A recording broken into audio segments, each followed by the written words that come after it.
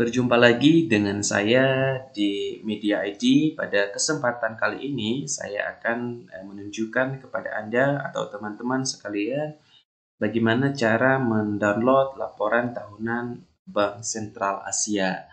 Mungkin yang nonton video kali ini, kenapa kita juga suka sekali dengan bank swasta terbaik Indonesia ini, yaitu Bank Sentral Asia, di mana baik itu dengan pelayanannya, kemudian juga jika misalkan kita memiliki uang di ATM sisanya 50.000 sebelum kena potong pajak gitu ya. Jadi itu masih bisa kita tarik atau biaya admin setiap bulan sebelum dipotong. Jadi bisa kita tarik 50.000 itu menjadi 0 rupiah di rekening atau di ATM kita. Nah, pada kesempatan yang baik ini, bagi Anda yang masih sulit untuk mendownload laporan tahunan keuangan, terutama di Bank Sentral Asia, yaitu coba kunjungi atau ketik sebagai kata kunci yaitu Report Annual Laporan Keuangan BCA.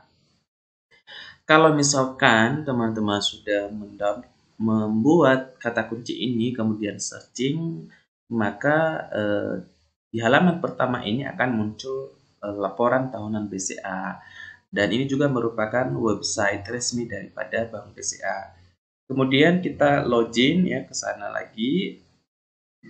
Di sini akan menampilkan gambar yang sangat menarik sekali, sehingga kita lebih suka untuk sering membacanya juga bagi Anda seorang bagian-bagian yang berhubungan dengan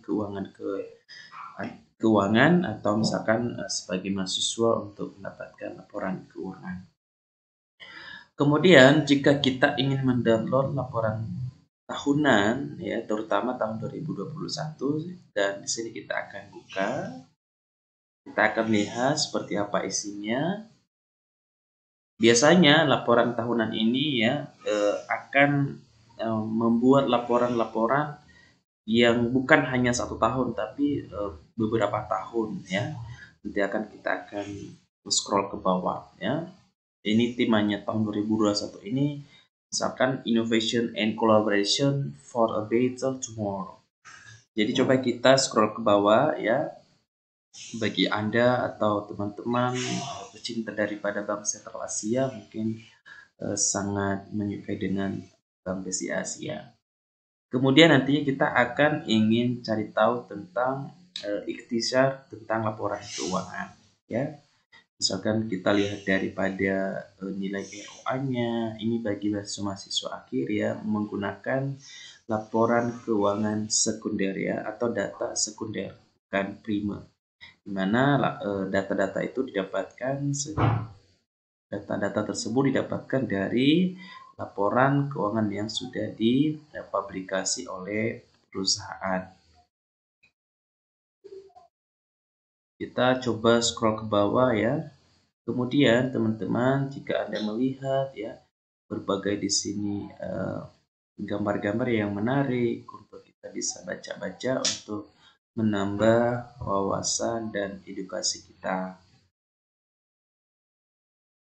Kemudian ini juga mungkin kinerja sosial dan masyarakatnya ya, pekerjanya di bidang prosedur itu kalau perempuan yang 16,7% ya, kepala cabang wanita 41,2 dan pekerja wanita 61,4%. Wow, lumayan banyak ya teman-temannya. BCA juga bukan hanya ini ya bagian pelayanan keuangan, juga mereka juga memberikan beasiswa bakti BCA ya. Mungkin teman-teman juga yang ingin mendapatkan beasiswa dari bakti BCA, Anda juga bisa mencari tahu lebih dalam bagaimana strategisnya untuk mendapatkan beasiswa untuk bangsa dan negara. Kemudian kita lanjut ke bawah ya, ini mungkin di bidang UMKM ya, ada penanaman cabai ya, kemudian produk-produk lainnya. Kalau kita ingin mencari ikhtisar data keuangan ya, total aset Bank BCA ini tahun 2017 hingga 2021 mengalami peningkatan yang cukup bagus atau signifikan ya. dilihat dari perbandingan setiap tahun. Kemudian dana pihak ketiga ini sebenarnya dana investasi yang diinvestasikan di perbankan BCA. Kemudian setiap tahunnya juga mengalami peningkatan kalau kita analisis data ya.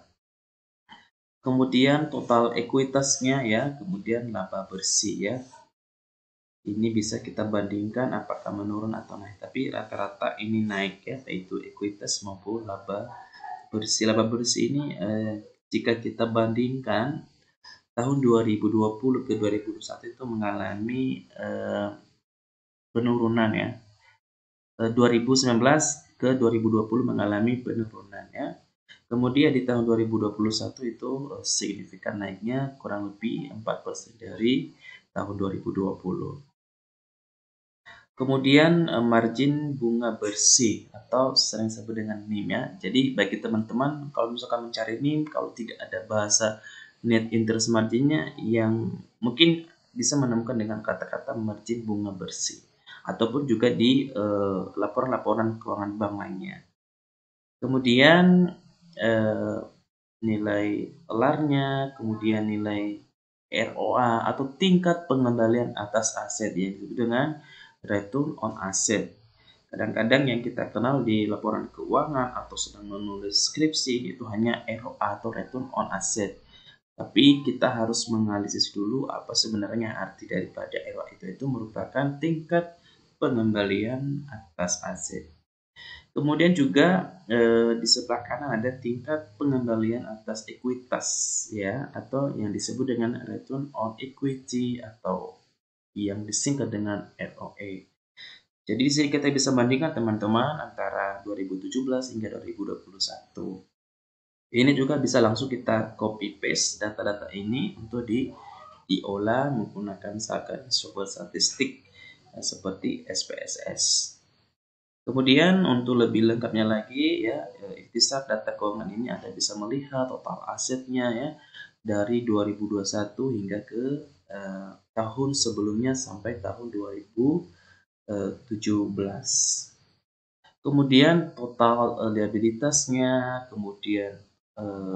kemudian total laba komprehensif ya, dan juga rasio keuangan atau permodalan.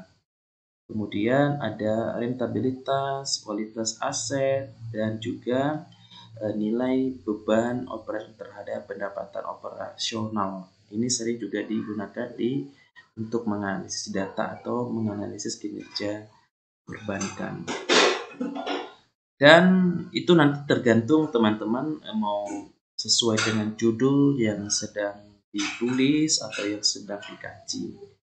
Dan kalau misalkan Anda membutuhkan hanya 5 tahun, artinya Anda cukup mendownload yang satu laporan saja. Artinya tidak perlu lagi harus mendownload tahun 2017 karena di tahun 2021 ini sudah lengkap sekali tahun 2017 hingga 2021. Artinya sudah menyediakan 5 tahun laporan keuangan dalam satu buku tahunan, sehingga Anda lagi tidak perlu mendownload yang lainnya, misalkan mendownload lagi tahun 2020 ya, itu sama saja isinya dan sudah tersedia di 2021, terkecuali kalau misalkan teman-teman ingin mendownload tahun atau mendapatkan tahun 2016, artinya Anda bisa download lagi gitu, karena memang tadi di 2021 hanya sampai tahun 2017.